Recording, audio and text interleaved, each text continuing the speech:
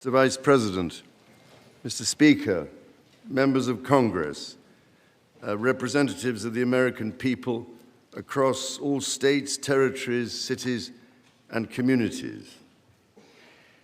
I would like, if I may, to take this opportunity to express my particular gratitude to you all for the great honor of addressing this joint meeting of Congress, and on behalf of the Queen and myself, to thank the American people for welcoming us to the United States to mark this semi-quincentennial year of the Declaration of Independence.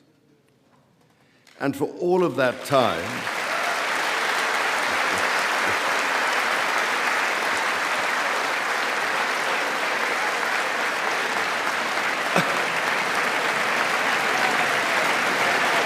aren't you lucky?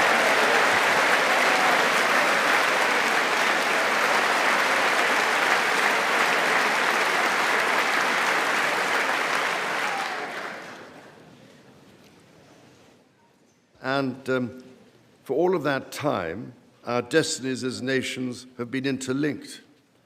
As Oscar Wilde said, we have really everything in common with America nowadays, except, of course, language.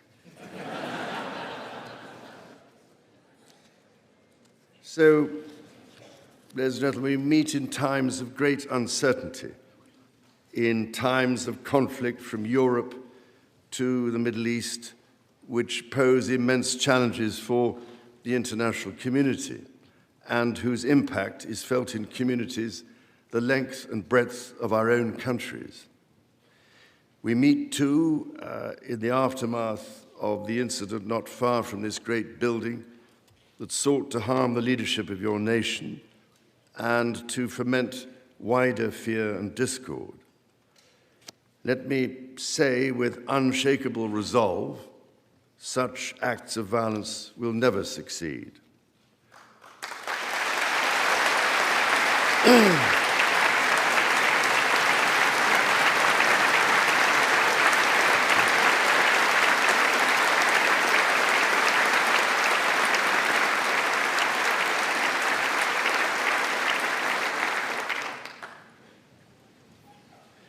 Whatever our differences, whatever disagreements we may have, we stand united in our commitment to uphold democracy, to protect all our people from harm, and to salute the courage of those who daily risk their lives in the service of our countries.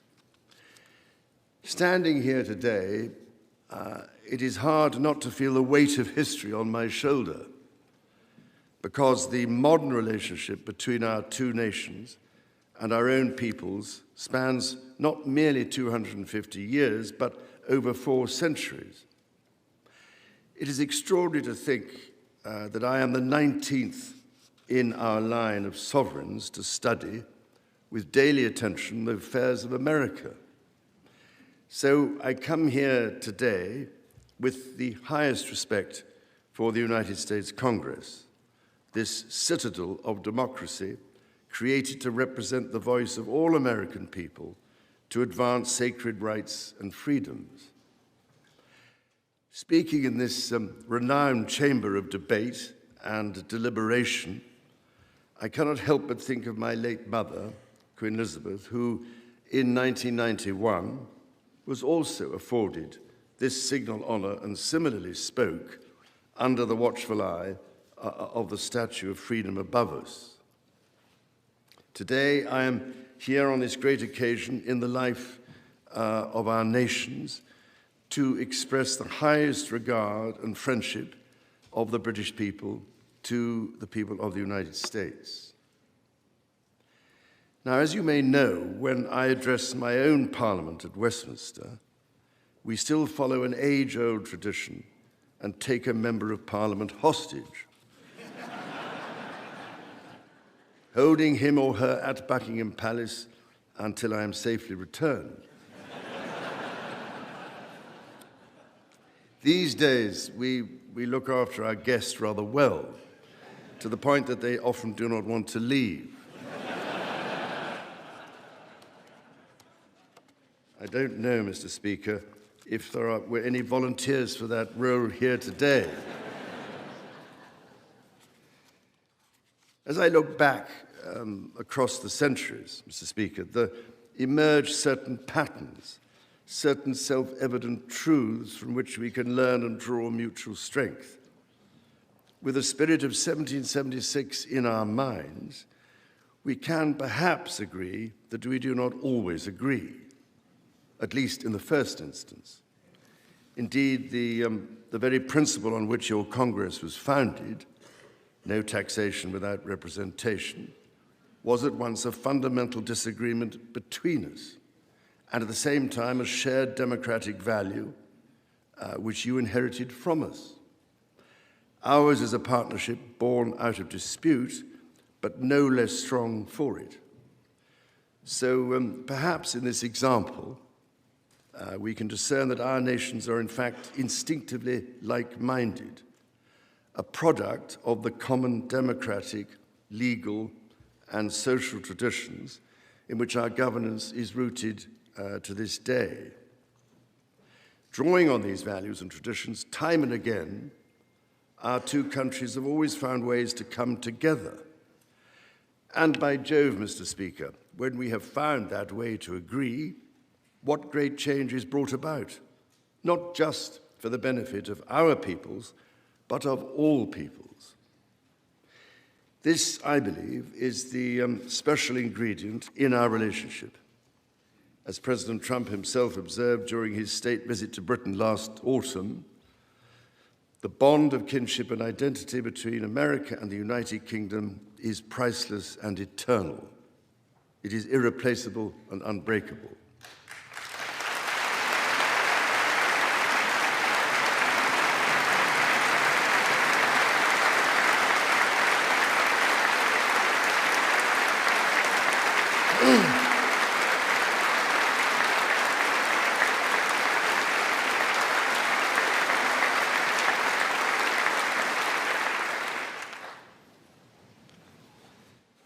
Mr. Speaker, this is by no means my first visit to Washington, D.C., the capital of this great republic. It is, in fact, my 20th visit to the United States and my first as King and head of the Commonwealth. This is a city which symbolizes a period in our shared history, or what Charles Dickens might have called a tale of two Georges.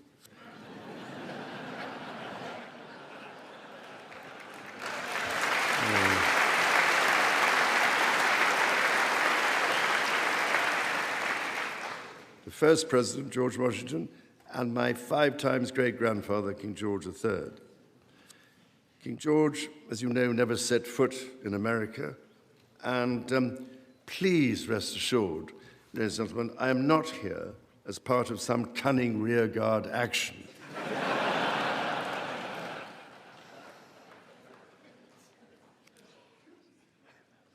The founding fathers were bold and imaginative rebels with a cause.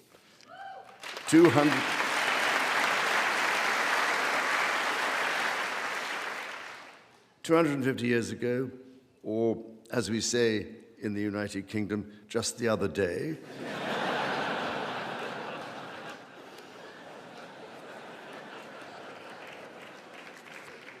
they declared independence.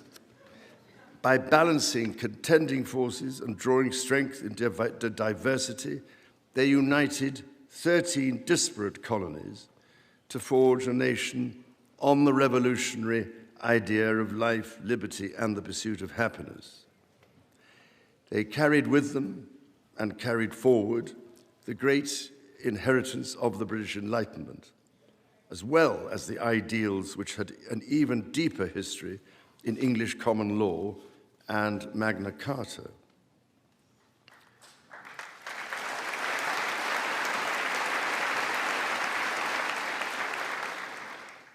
These roots run deep, and they are still vital. Our Declaration of Rights of 1689 was not only the foundation of our constitutional monarchy, but also provided the source of so many of the principles reiterated, often verbatim, in the American Bill of Rights of 1791. And those roots go even further back in history. The US Supreme Court Historical Society has calculated that Magna Carta is cited in at least 160 Supreme Court cases since 1789, not least as the foundation of the principle that executive power is subject to checks and balances.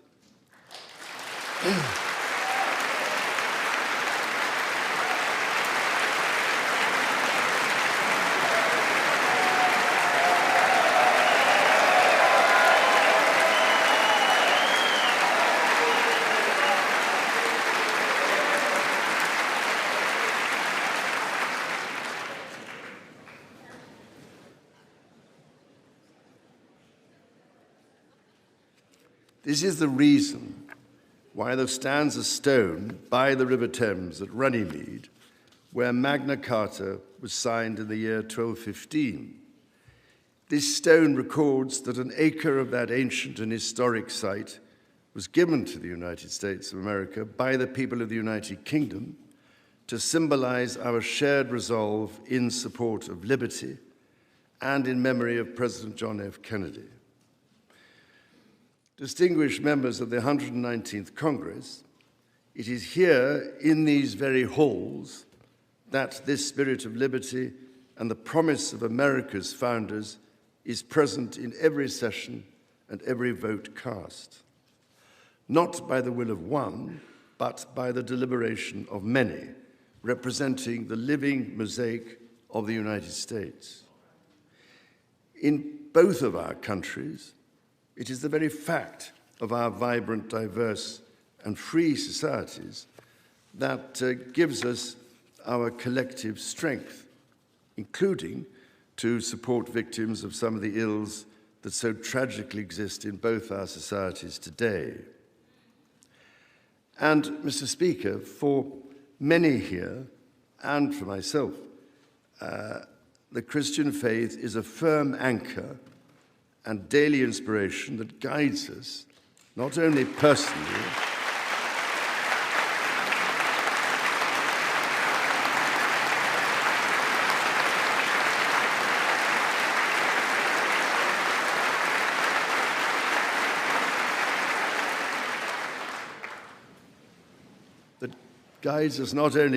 but together as members of our community. Having devoted a large part of my life to interfaith relationships and greater understanding, it is that faith in the triumph of light over darkness which I have found confirmed countless times. Through it, I am inspired by the profound respect that develops as people of different faiths grow in their understanding of each other.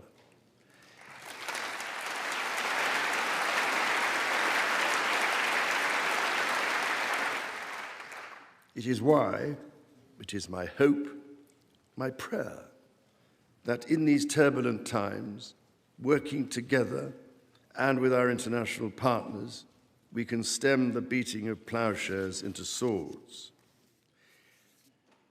I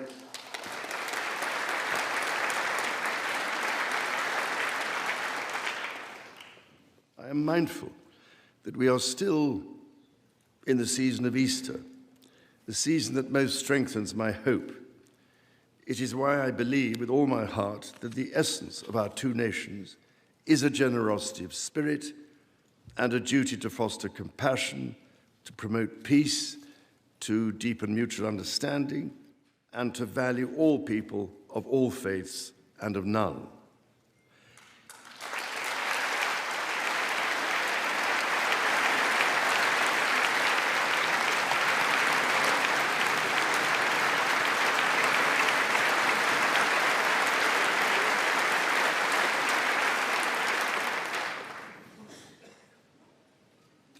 The alliance that our two nations have built over the centuries, and for which we are profoundly grateful to the American people, is truly unique.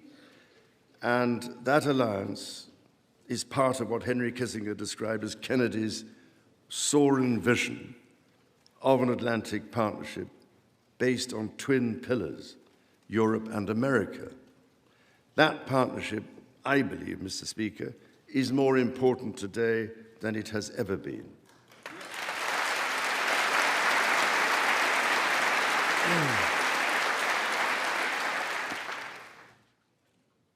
The first reigning British sovereign to set foot in America was my grandfather, King George VI. He visited in 1939 with my beloved grandmother, Queen Elizabeth, the Queen Mother. The forces of fascism in Europe were on the march, and sometime before the United States had joined us in the defense of freedom, our shared values prevailed. Today, we find ourselves in a new era, but those values remain. It is an era that is in many ways more volatile and more dangerous than the world to which my late mother spoke in this chamber in 1991. The challenges we face are too great for any one nation to bear alone. But in this unpredictable environment, our alliance cannot rest on past achievements or assume that foundational principles simply endure. As my Prime Minister said last month, ours is an indispensable partnership. We must not disregard everything that has sustained us for the last 80 years. Instead, we must build on it.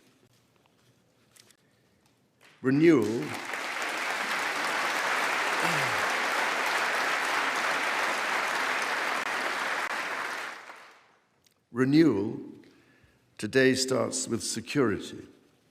The United Kingdom recognizes that the threats we face demand a transformation in British defense. That is why our country, in order to be fit for the future, has committed to the biggest sustained increase in defense spending since the Cold War, during part of which, over 50 years ago, I served with immense pride in the Royal Navy, following in the naval footsteps of my father, Prince Philip, Duke of Edinburgh, my grandfather, King George VI, my great-uncle, Lord Mountbatten, and my great-grandfather, King George V. This year, of course, also marks the 25th anniversary of 9/11. This atrocity was a defining moment for America, and your pain and shock were felt around the whole world.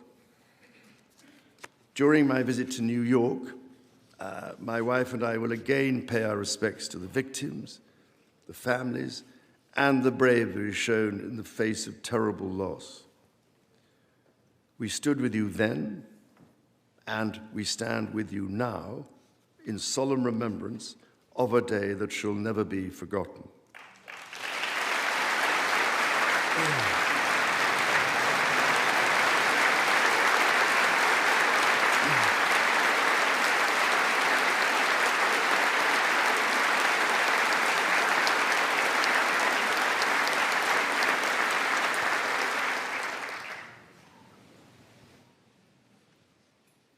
In the immediate aftermath of 9/11, when NATO invoked Article 5 for the first time, and the United Nations Security Council was united in the face of terror, we answered the call together, as our people have done so for more than a century, shoulder to shoulder through 2 world wars and moments that have defined our shared security.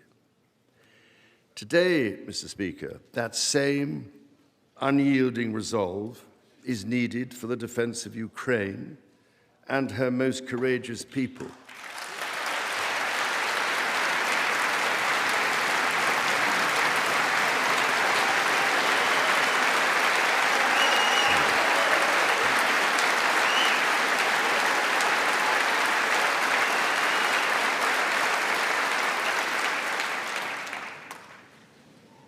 It is needed in order to secure a truly just and lasting peace. From the depths of the Atlantic to the disastrously melting ice caps of the Arctic, the commitment and expertise of the United States Armed Forces and its allies lie at the heart of NATO, pledged to each other's defense, protecting our citizens and interests, keeping North Americans and Europeans safe from our common adversaries. Our defense, intelligence, and security ties are hardwired together through relationships measured not in years, but in decades. Today, thousands of US service personnel, defense officials and their families are stationed in the United Kingdom, as British personnel serve with equal pride across 30 American states. We are building F-35s together, and we have agreed the most ambitious submarine program in history, AUKUS.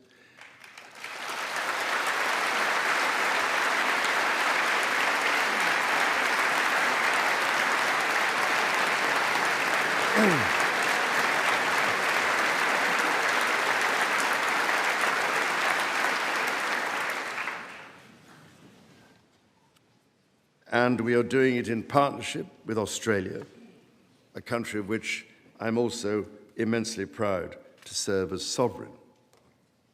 We do not embark on these remarkable endeavors together out of sentiment. We do so because they build greater shared resilience for the future, so making our citizens safer for generations to come. Our common ideals were not only crucial for liberty and equality, they are also the foundation of our shared prosperity.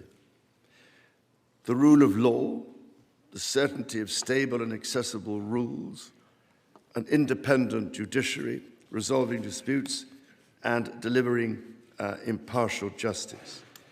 These features created the conditions for centuries of unmatched economic growth in our two countries. This is why our governments are concluding new economic and technology agreements to write the next chapter of our joint prosperity and ensure that British and American ingenuity continues to lead the world. Our nations are combining talent and resources in the technologies of tomorrow. Our new partnerships in nuclear fusion and quantum computing and in AI and drug discovery, holding the promise of saving countless lives. More broadly, we celebrate the $430 billion in annual trade that continues to grow, the $1.7 trillion in mutual investment that fuels that innovation, and the millions of jobs on both sides of the Atlantic, supported across both economies. These are strong foundations on which to continue to build for generations yet unborn. Our ties in education, research, and cultural exchange empower citizens and future leaders of both countries. The Marshall Scholarship, named after the great General George Marshall, and the association of which I am so proud to be patron, are emblematic of the connection between our two countries. Since its founding, more than 2,300 scholarships have been awarded, opening doors for Americans from all walks of life to study at the United Kingdom's leading universities. So as we look toward the next 250 years, we must also reflect on our shared responsibility to safeguard nature, our most precious and irreplaceable asset.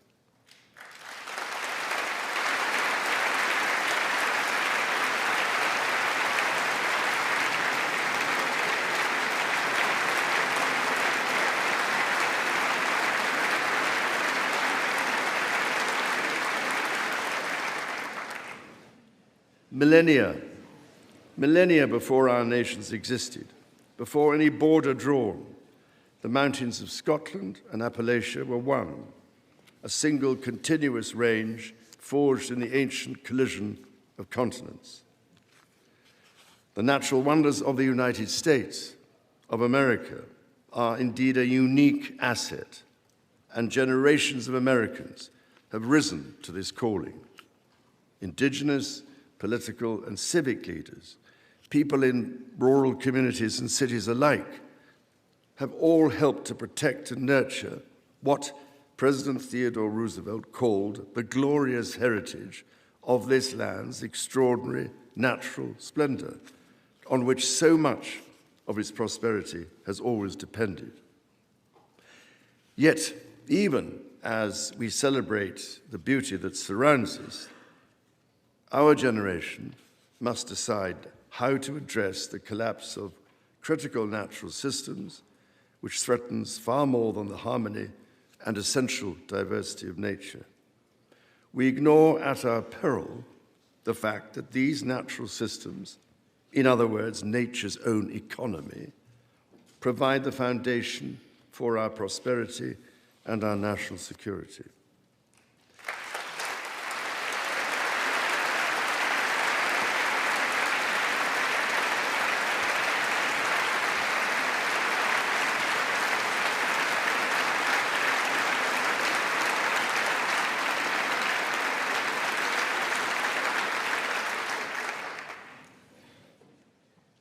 The story of the United Kingdom and the United States is at its heart a story of reconciliation, renewal, and remarkable partnership.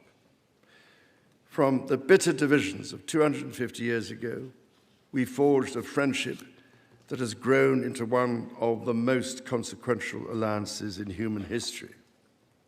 I pray with all my heart that our alliance will continue to defend our shared values with our partners in Europe and the Commonwealth and across the world. And